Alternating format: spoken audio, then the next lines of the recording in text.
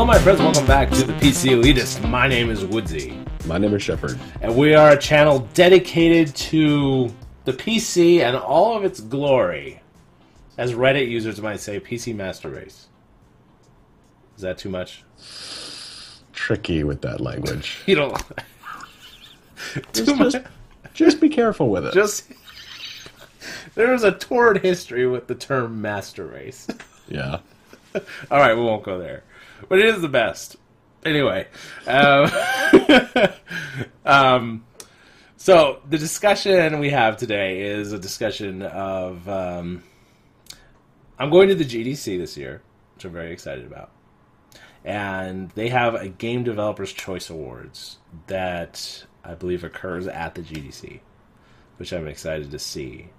Now, something struck me, and I was telling you about it, about the nominees for this year, especially the Game of the Year, that I felt like there was a theme to these games that I haven't really followed. I guess I could have looked through all the GDCs from the first annual up to the 14th annual, which is this year, and see if there was a different theme to it. But I felt like definitely there was a theme to this year's nominees, which the nominees for the 2013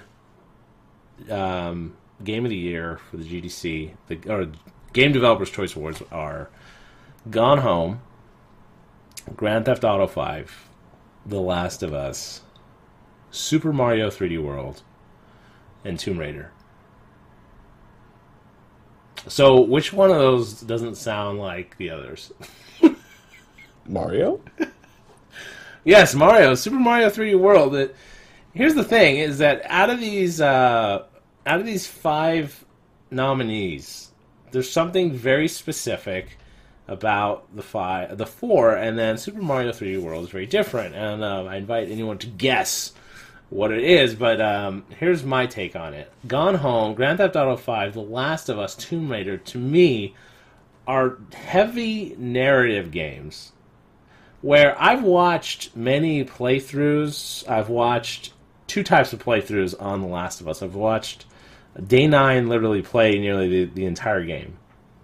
And I've watched like a movie version of The Last of Us where some guy basically puts minimal gameplay in to connect to the cutscene on either end, and make literally like a movie version. And yeah, it was Go ahead. I thought about doing that with Max Payne 3. Right. Well, I mean, it would work with Max Payne 3 for sure because it's heavy on the cinematics. Right, and the cinematics are so good. Yeah, and even though every single one just shows him being an alcoholic. We get it. He's an alcoholic. Yeah.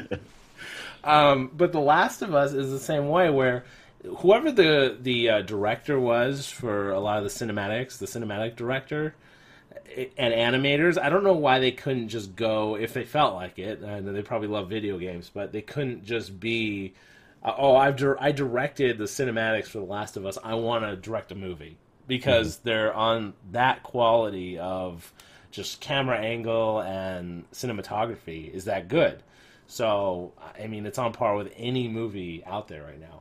Which is why I think it's on this Game of the Year list. And I think Tomb Raider is cut from the same cloth. And Grand Theft Auto 5, Rockstar is just great at cinematography when it comes to cutscenes.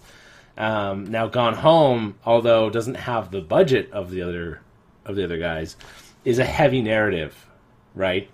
It is heavy narrative is an understatement. It is entirely narrative. It's explore narrative. Like outside of, I mean, what other gameplay mechanics would you played it all the way through? I've only seen pieces of it. Yeah, it took me about 2 hours to get through, which is about the length of a movie. It felt like you were playing through kind of a novel, really. Right. And it's an experience unlike anything I've played before. The Novelist is a game that's very similar. But yeah, we'll talk about this kind of the narrative elements, but finish your thought about this trend. My thought is that 4 of the 5 are these heavy narratives, and then Super Mario 3D World is a different thing altogether because no one plays Super Mario games for the narrative. No one cares how Princess Peach was captured today and how Mario He's not going to overcome alcoholism to save her, right? Well, I think there's an upcoming Shit Gets Real Mario where they show his addictions. Right. Mario's... He's a crystal meth addict. Right. So that would be a great Mario game. What if there was a mod that just replaced Max Payne with a Mario like model? Or just a guy named Mario who suspiciously dresses like Mario. Right. A plumber. Yeah. So I mean, if you take Mario, you think, well, what is it? What is it that makes it popular, or what even keeps adults coming back to the game, to the series? It all has to do with level design, because platformers are almost entirely level design. You don't have good level design, the game isn't fun. Level design, mechanics, platforming, whatever mini games they throw in, it's just kind of a fun. It has to be fun mechanics. The storyline is non-existent. So I think it's interesting that it's there. That I've heard Super Mario 3D World is a great game when it comes to Mario games. In the world of Mario games, it's one of the best in recent memory. Then you have all these games that are just really heavy narrative, and largely Grand Theft Auto 5, Last of Us, Tomb Raider are highly cinematic. And what it makes me think is something I think about that Ron Gilbert said. I was reading something he wrote a long time ago when it came to video games, that video games shouldn't try to be movies. We shouldn't try to be playable movies. Video games have the potential to do so much more than movies can do.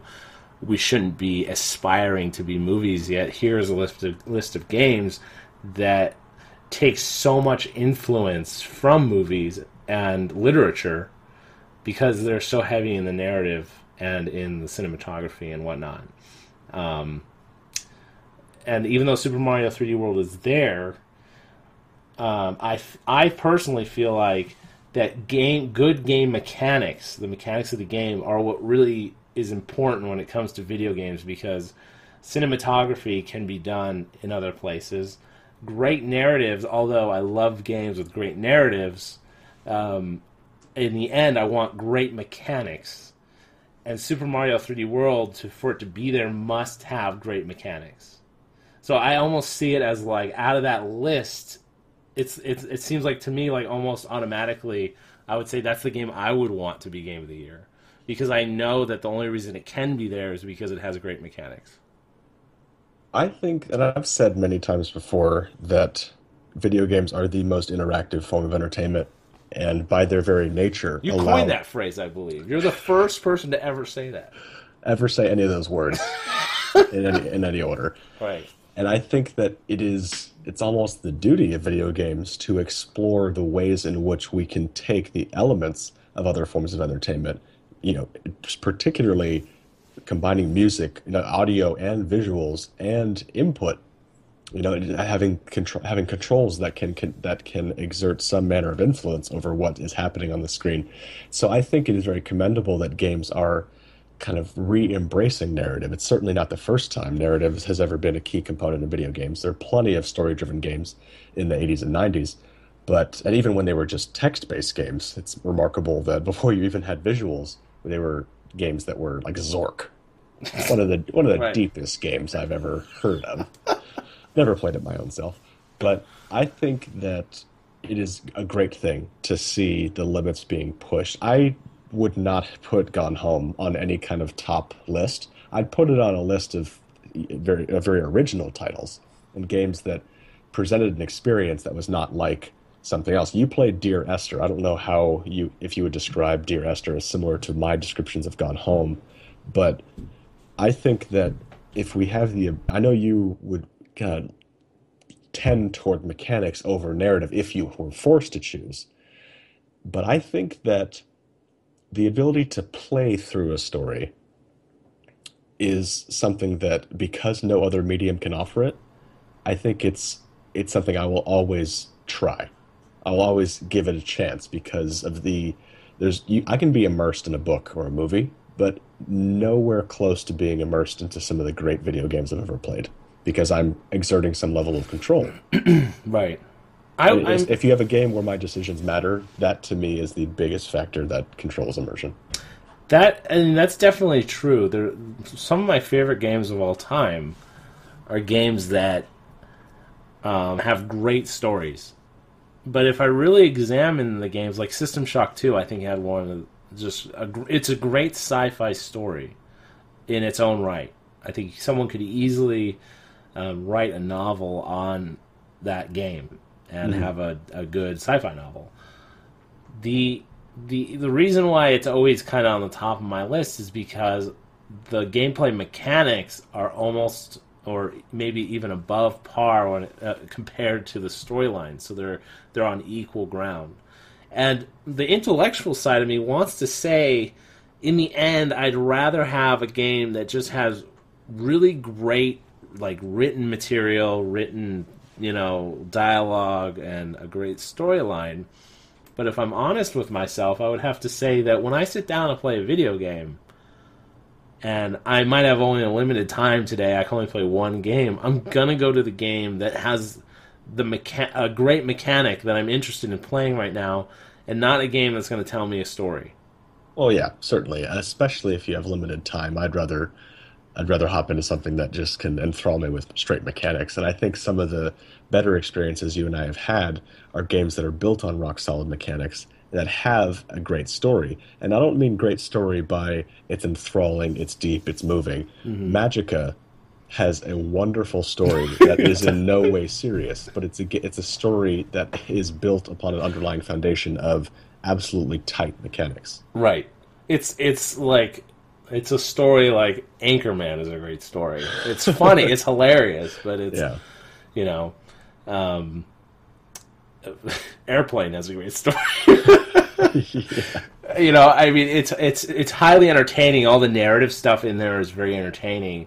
But if we go to Magica, I think here's the thing: if Magica was just Magica with no comedy element, it was just the little wizards with the fighting. Let's say it was just the multiplayer or some sort of arena thing. I think we would really enjoy the game. I think we fell in love with it because of the humor. We fell in love with it with the narrative. The mechanics make us really like it, and the mechanics make us come back to it. So to me, I don't know. Grand Theft Auto, out of all of these, I think I know least about the actual gameplay mechanics. I don't know if I would never describe The Last of Us as having deep gameplay mechanics. I don't think Tomb Raider has deep gameplay mechanics. I just feel like that people are very much wowed by the ability of video games right now in this day and age. Like, I think it's kind of trendy that they can mimic movies so well. That, and because we often compare our hobby of choice to movies, because movies are universally accepted as like a proper form of media, and that they could do all these things. They could do things socially. They could do things. Educationally. That movies are so dynamic, and that video games are often seen as very narrow, and they're there to shoot stuff. And then when the games come out and they're finally kind of stretching their muscles and saying, no, we could be like movies, see? Everyone gets kind of awed by that.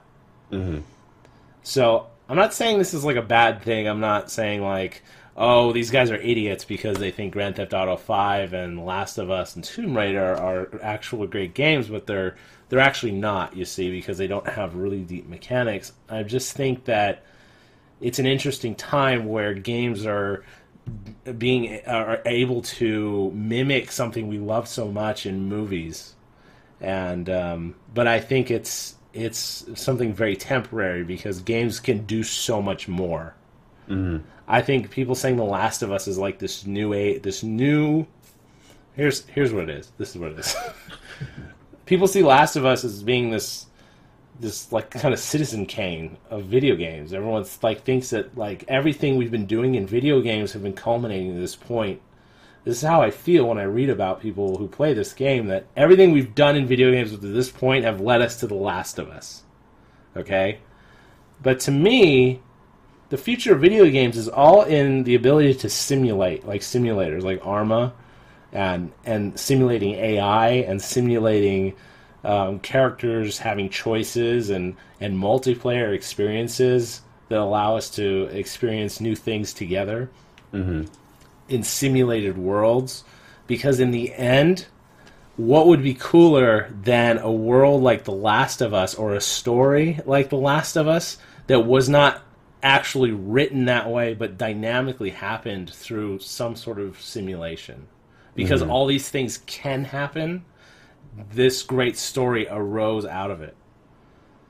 So to me, like, video games, the future of them is in the ability to simulate things and not necessarily write a narrative, in a way. That's how I'd put it. So, yeah, because like when we play Arma 3 or something, or some game that is a heavy simulator, and something just amazing happens, and it's almost hard to explain to other people who don't know how video games work, and go, no, all this stuff was dynamic. The reason why this thing was so cool is because no one wrote it to happen. It just happened. Because the simulator made it happen. Because things were just designed to act in certain ways, and because Shepard and I were standing there, this dynamic thing happened. And to me, those are like one of the coolest. Those are the coolest things that happen in video games. So that's just how I see it. I see it as like it's an interesting trend right now that we're very enamored with games to mimic movies, but we're so much more than that. Video games can be so much more than movies. And they are. They are. So that's my piece. All right. Everyone, tell us what you think in the comments below. If you think I'm just full of bubkiss, and that The Last of Us really is the greatest thing to ever happen to video games, please let us know. Please congratulate Shepard on getting over sickness. Hey. And some people offered to be your replacement, by the way, in case you Really? died. Yeah. Oh. Good. Well, I was very, very near it.